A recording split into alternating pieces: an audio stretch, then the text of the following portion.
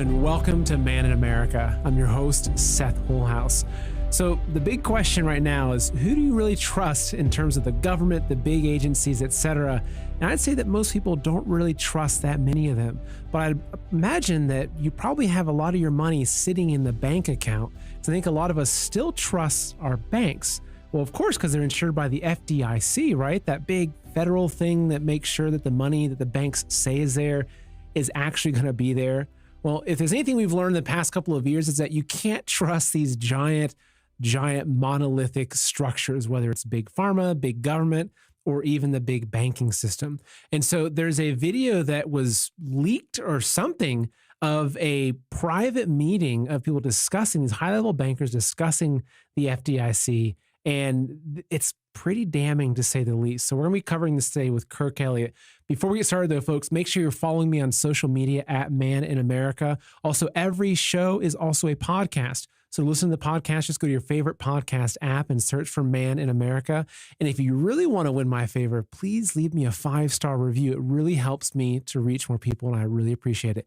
All right, folks, let's go ahead and bring on Kirk Elliott for today's fun interview about banking.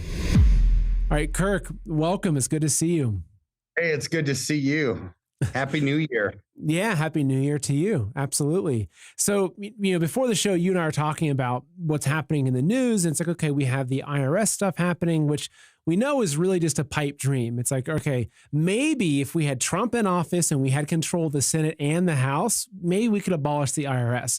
But I think that the IRS abolishing thing is really just a way for politicians to get more money from us. But you said, look, Seth, there's a huge news about the Fdic. And so I'm going to pull up the article that you sent me. I'm going to give a quick read of a few points of it. And then there's a short video we're going to watch. And then I can't wait to hear your explanation. So this is the article you sent, which is on G. Edward Griffin's blog, Need to Know. If you don't know who Griffin is, he's the guy that wrote the book, The Creature from Jekyll Island, which I highly recommend you read because it really explains the entire corrupt banking system in a way that's better than anything else I've found. So, but in this article, he says here, Fdic bankers discuss bail-ins to deal with impending market collapse. All right, and there's a video we're going to play, but so here he goes. So the Federal Deposit Insurance Corporation, Fdic, officials recently discussed how to deal with the next approaching market collapse and hide alarming data from depositors to prevent bank runs, video of a meeting shows. And so here's the tweet from Wall Street Silver. Now, the video itself came out back, the meeting was back in November, and the video started spreading around in the past week or two, but it's really picked up steam. It's now getting noticed. And this is the kind of information that we have to get more people to understand. So Wall Street Silver says in this tweet, he says, they don't want the public to see this video. The bankers don't trust the banks. They're talking about financial crisis and their lack of faith in our banking system and how to keep the public from freaking out. Now, keep in mind, this is the Fdic people that are having this discussion. So I'm going to play this video for you real quick. It's about 1.5 minutes, and then I can't wait to hear what Kirk has to say about it. It should be accessible when people need to know, but I don't think you have much hope of reaching a public that doesn't have a professional need to know. I completely agree with that. I almost think you'd scare the public if you put this out. Like, why are they telling me this? Should I be concerned about my bank? Like, my insurance company doesn't tell me what they're doing with my assets. They just assume they're going to pay my claim, right? I think you've got to think of the unintended consequences of taking a public that has more full faith and confidence in the banking system than maybe people in this room do, that we want them to have full faith and confidence in the banking system. They know the Fdic insurance is there. They know it works. They put their money in. They're going to get their money out. So there's a select crowd of people that are in the institutional side. And if they want to understand this, they're going to find a way to understand this. There's a bunch of law firms represented in this room. There's a bunch of people that charge them by the hour a lot of money to explain this all to them. And it's fine. I don't have a problem with that. And they all have huge staffs. But I would be careful about the unintended consequences of starting to blast too much of this out in the general public. So, Kirk, walk me through, what are these guys talking about? All right. So let's define some terms first, right? So, because words matter, right? And words have meaning. So, the FDIC, what is the FDIC? It's the Federal Deposit Insurance Commission, right? It's when we put money into our bank, into our checking savings account, right? It's got FDIC coverage up to 250,000. So that's the insurance that we have just in case there's some kind of a failure in the markets, like in 2009 or whatever, right? And a run on the banks, whatever it might be, that, hey, if we have less than 250,000, we should get it all back because that's the insurance. Okay, so that's FDIC. Now they're discussing bail-ins in this meeting to deal with an impending market collapse. Okay, impending market collapse. It's not like maybe there's going to be a collapse down the road sometime, right? No, impending. Words have meaning. So they're acknowledging the fact that there is a collapse that's coming, and it's impending. It's right around the corner, right? So then what's a bail-in? So a bail-in is just like a one-off tax from the government. We've seen this in Cyprus. We've seen this in Greece and Argentina, right? Where if the government needs money, they'll say something like this: "Hey, Mr. and Mrs. Americans, you're so glad you're part of our country. We've made you a life, right? We've established your freedoms and this and that. So, but we need money, and so because we've given you so much, you're going to pay us, right?" So that's what all it is stealing money from somebody, and people don't have a choice. You know, it's not a tax that some people pay and some people don't, right? And they, whatever. But it's like, okay, they're just automatically going to take it out of your accounts, out of your brokerage accounts, checking accounts, savings accounts. That's what a bail-in tax. So it's a forced tax that pays the government. So a bail-in could be, hypothetically, let's just say that the government says there's an emergency, there's a financial crisis, and we're now going to take 20% of all assets that people are holding in their checkings and savings accounts, right? Where they basically just seize your money. And that's what you call a bail-in. Is that correct? Yeah. So if they're going to do a bail-in tax tomorrow of 20%, you had 100 grand in your checking account tonight. Tomorrow you're going to have 80,000. They can just take it out.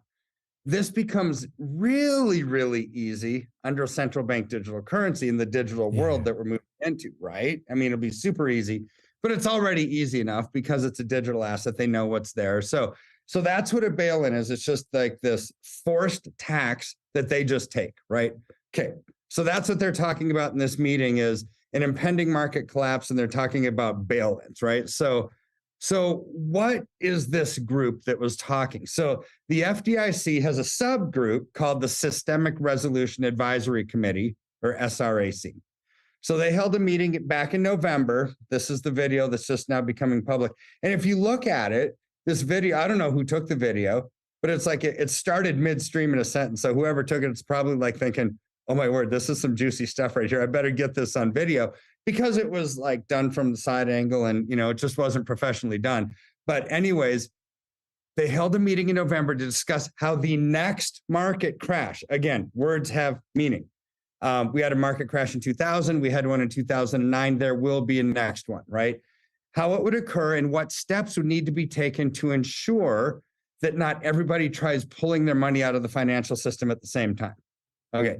That's the unintended consequence, right, of what they were trying to protect from. Is we can't get this news out here. We'll talk about what the news is, because if people find out, they could pull all their money out of the bank. There might be a bank run, and that we can't afford that unintended consequence, right? So one of the FDIC guys that was sitting there, he said, well, institutions are soon going to be able to figure out the dire implications of a financial collapse, right? But the general public shouldn't know about this.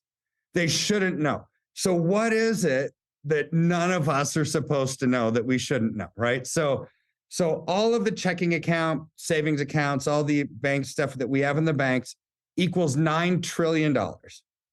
That's all of our deposits added together as Americans is $9 trillion. The FDIC, the insurance that's supposed to cover that, has $125 billion worth of assets.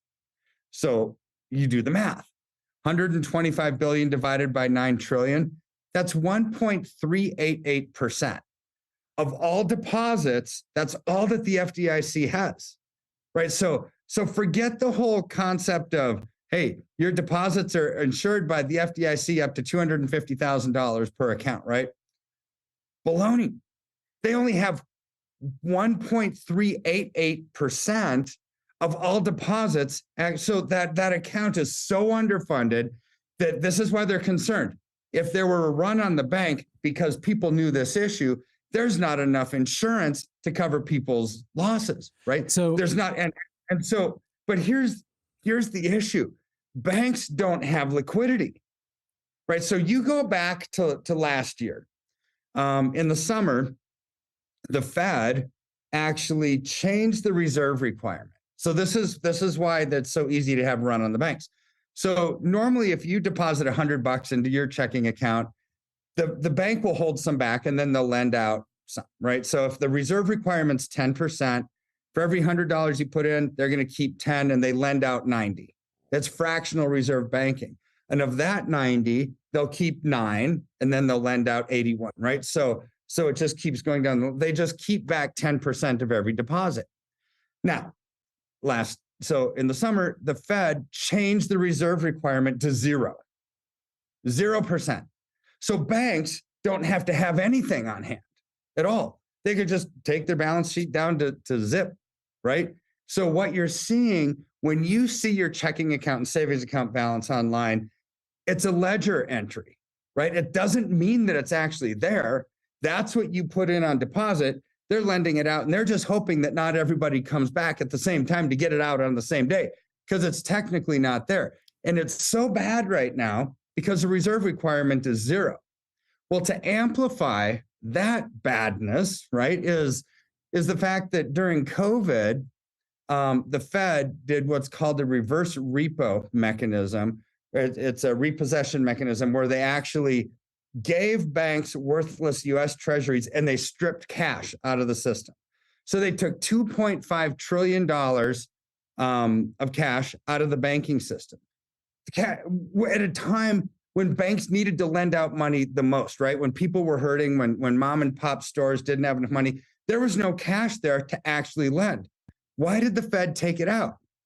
To this day, who knows, other than maybe they want a different system. Maybe they're forcing this issue of getting people to not trust the bank so they can usher in a central bank digital currency, right? I mean, I'm speculating here, but all that we know is that they took $2.5 trillion out of the system last year and the reserve requirement 0. So there's now no money on hand. So now when people find out that there might not be any coverage of their deposits, and they go to take stuff out and there's not enough there, boom, bank failures everywhere. It's like the movie that I saw over the holidays, It's a Wonderful Life, right? When they go to the bank and it's yeah. I mean, perfect example of a bank run, right? And what happens when a bank closes and people can't get their money out. We're seeing the same thing in China right now, where the Chinese banks have run out of money. Chinese citizens are trying to get their money out and the Chinese government says, sorry, you can't get it. Yeah. Right. It's like, well, why can't we get it? Because we don't have it. Same thing here. So this is the problem. So what could be the end result of that? Well, I would say if there is a bank run in 2023, because of whatever reason, this could be a reason that would cause a bank run and there's no money there, it would be the mother of all quantitative easing. I mean, the Fed would print $5-7 trillion, whatever it would take. And we think we have inflationary pressures now, Seth. I mean, you had the lame duck Congress that just passed a $1.7 trillion spending bill. All right, with money that we don't have. It's like I wouldn't have an issue with it if we had $1.7 trillion laying around and all that was an appropriations bill. But they don't have it. They passed a spending bill with money that we don't have, which means they're going to have to print that. Why? Because they don't have enough government revenues. Like at the beginning of the show, we were talking about the IRS, right? So the IRS brought in $4.89 trillion last year in 2022. That's the federal tax revenues. That's all of our taxes that we pay equaled $4.89 trillion. How much did we spend under Biden's amazing economic plan with America? We spent $6.27 trillion. Brought in 4.8, spent 6.2. That's almost a $1.4 trillion deficit. They just added 1.7 trillion on this spending bill. Then if you got to do a big bank bailout because there's a potential run on the banks, it's like, oh my word, when are we going to stop counting all the stuff in trillions? I mean, seriously, we are in a world of hurt because there's no liquidity in the financial system. And when there's no liquidity, the banks aren't lending out money because there's no money to lend out, which means it's going to be harder for hardworking Americans and business owners and small businesses to actually expand, to get money for inventory, short-term loans, buy a house, right? Now the interest rates are going up. It's even worse because people can't qualify, right? And the banks are saying, okay, because we have no money, we can't really afford for people to not pay this stuff back. So for you to even get a loan, let's try a credit score of maybe 780 or 800, right? I mean, they're bumping up the requirements because they don't have enough money, which makes it harder and harder and harder for people to actually just survive, right? So this is the world that we're living in right now. And so, gosh, I've got a lot of different questions and thoughts. So to make sure I understand it correctly, it's almost like this. Okay, let's play a scenario. Let's imagine I took $1 million to my local bank and I gave that money to the bank. Here's a briefcase full of cash. They're going to deposit it, that'd be great. Unfortunately, it's not what my life looks like. The same with most Americans. But I would then log into my bank account and I would say, okay, I have $1 million in my checking account. Now, in the past, the bank would have been forced because of the requirements to hold on to a portion of that money, right? 5%, 10%, et cetera. But now there's no requirements. The bank can literally take that $1 million and give it to somebody else. So this guy wants a loan for his business, right? They can just give it to the other guy. Okay. But they're telling me that, well, at least $250,000 is insured by the FDIC.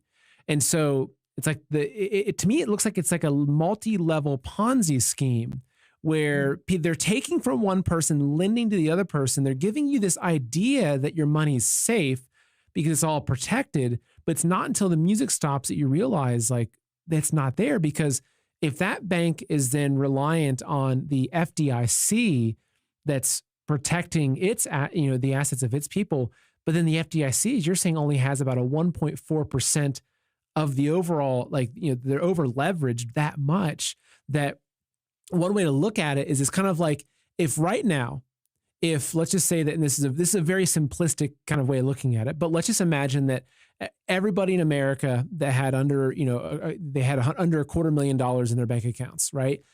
If all of us went to the bank on the same day to take out all our money, and that money had to be, say the banks obviously wouldn't be able to support that because the banks don't hold that kind of money, and it was reliant on the FDIC, that only about the first 1.5% of people that actually got there would get their money, right? And that 98.5% of people would be told that we don't have any more money.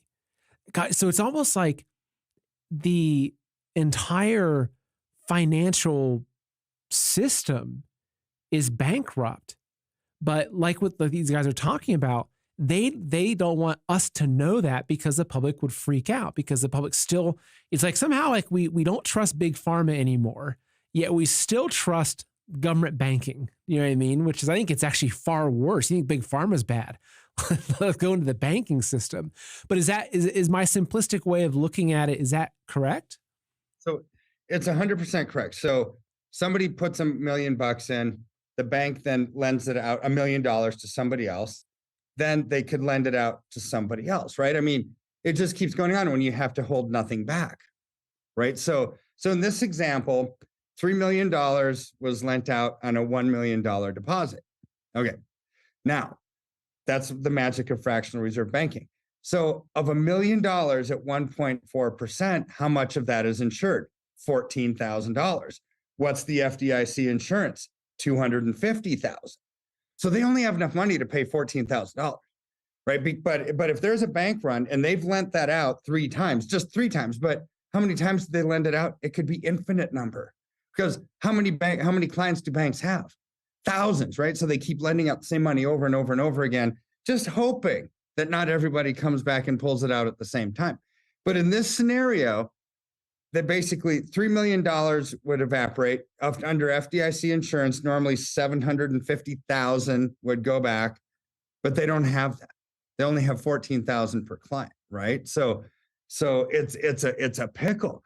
But even when it was better, when they had a 10% reserve requirement, well, that's still only 10% of the people would only get a fraction of money, right? Because if they're lending out 90%, so even back then it wasn't good, but right now it's just toxic. It's just terrible, because the economy got so bad during COVID that the Fed was forced to lower the reserve requirement to zero to get all the money out of the system that they could, try to get it into people's hands as much as they could, right? But all that did was amplify this, and it reminds me of the old adage, the bigger they are, the harder they fall. Yeah. This one could be a doozy, because literally 0% reserve requirement. They took $2.5 trillion out of the system. FDIC only has 1.4% of people's deposits on hand. So ugly, just an ugly turn of events could happen. And so these bankers, and I've been hearing from a lot of different people that 2023, they're expecting major things to happen with the market, right? And so what these guys are talking about, they're also saying, yeah, we think that the market's going to be, as you say, a crash, I believe, right? Now, if that happens, let's say that, the Dow drops 20, 30%, right, over the course of a couple of weeks, which is, I think that would be qualified as a crash, not a collapse, but a crash, right? You would probably have a lot of people that are then saying all at once, like, because that's the trigger event, right? It's like, what's the trigger event that causes everyone to go say, hey, I'm not sure I trust my money being held by Vanguard, by, this, or sitting in an IRA, or sitting in a whatever. That there's a trigger event, because it's like, okay, it's now losing money in those places. And so the people would then, a lot of folks, I would think, would then go in and say, look, like, I just want to have this as cash, right? Like, and that's the thing is, when there's an economic downturn, a lot of people I've followed have said, look, cash is king, because then you have the power to buy things as everyone's rushing to sell, et cetera. So then that would be the trigger event, which would cause people to go to the bank and say, like, look, I want, that $100,000 back. But right. It's like that in of itself, though. It's like, so it's kind of like a market crash could be the ignition for the detonation of, the banking system, because the crash could initiate the bank runs, which then collapses the banking system. I mean, it's a vicious domino effect. And the way that you explained it is exactly how it would probably happen, right? It doesn't take much, doesn't take a big spark to bring this house of cards down when there's no money behind. Well, and so the big question I'm sure a lot of the audience is asking is like, well, should I even keep my cash in the bank? And I can share just from my own personal decisions I've made. I used to bank with JP Morgan, right? Now I have one account. I think I keep like $500 in the account. So I found a small local bank. They've got maybe 5 or 6 branches in my small local area. And I now do my banking with them. So I think that's the first step, is not being in the big banks, the BOA, the JP Morgan, et cetera, moving to smaller local banks, credit unions, et cetera, et cetera.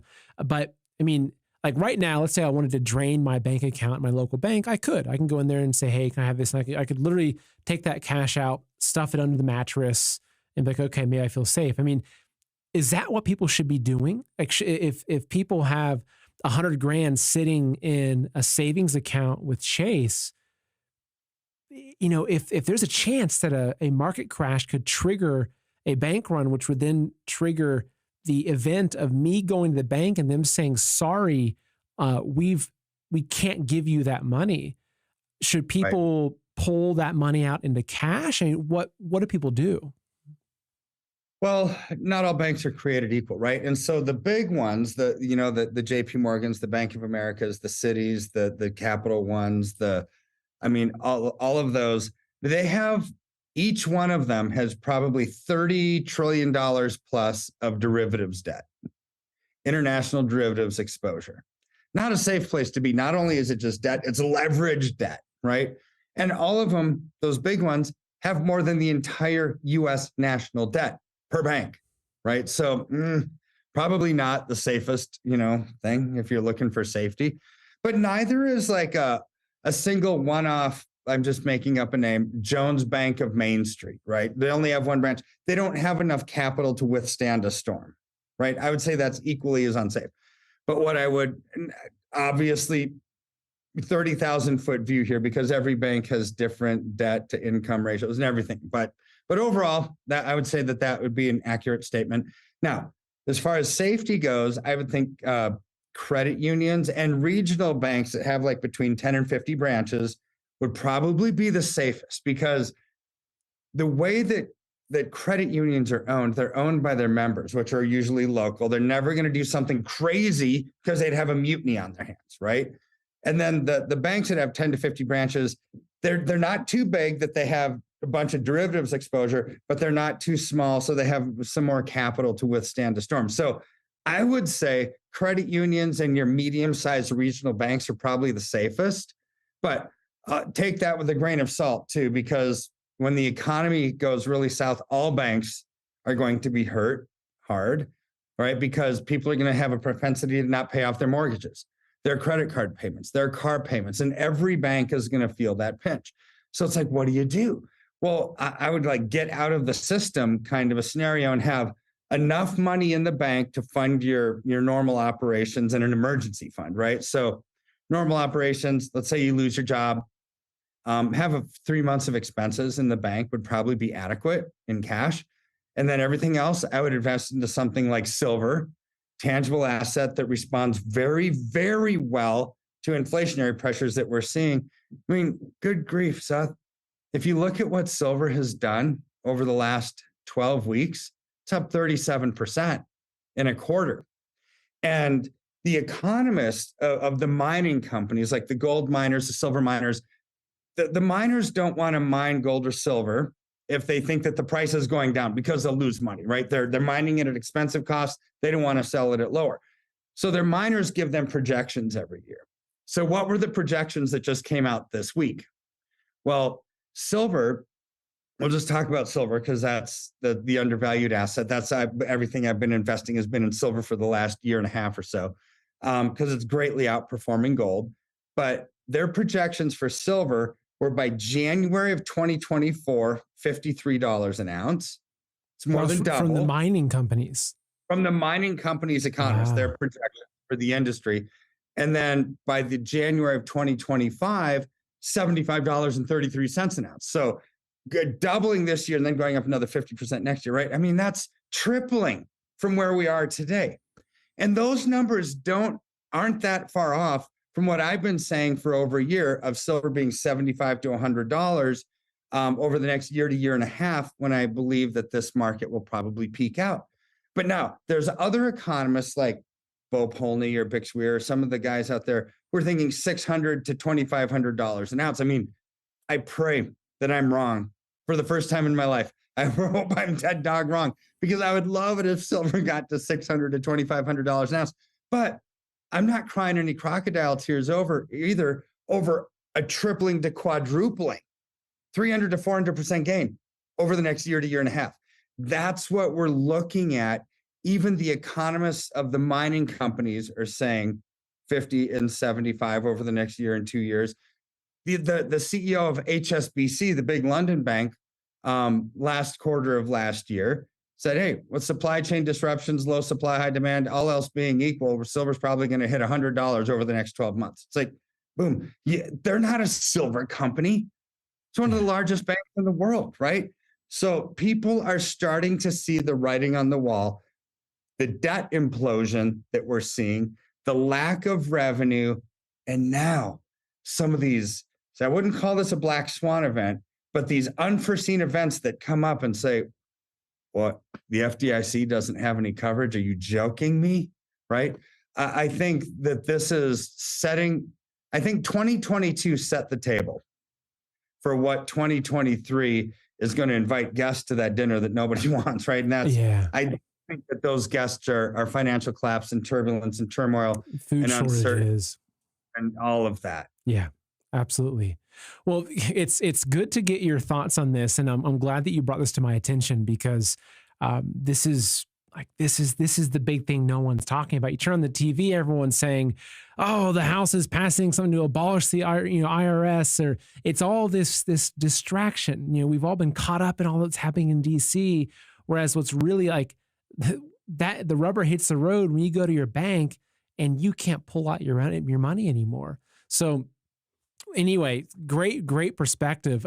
For folks that are watching, obviously, I work with Kirk Elliott. He's one of my sponsors. If you want to inquire about buying silver or moving a 401k or an IRA into silver, doing it in a way that you can avoid, the taxes and penalties, I would highly recommend Kirk Elliott. He's who I use. He's who my family, my friends use. So goldwithseth.com is the website. And what's the best number to reach you at, Kirk? 720-605-3900. That's 720-605-3900. Fantastic. Great. Thank you, Kirk. Well, I appreciate you being on here with me today. Because important information that you've given us, a lot to think about. I'll probably be going to my local bank this week and saying, I'm going to pull a little bit of cash and just stuff it somewhere. But anyway, thanks again. Take care. And I'll probably see you next week then. Sounds good. We'll see ya.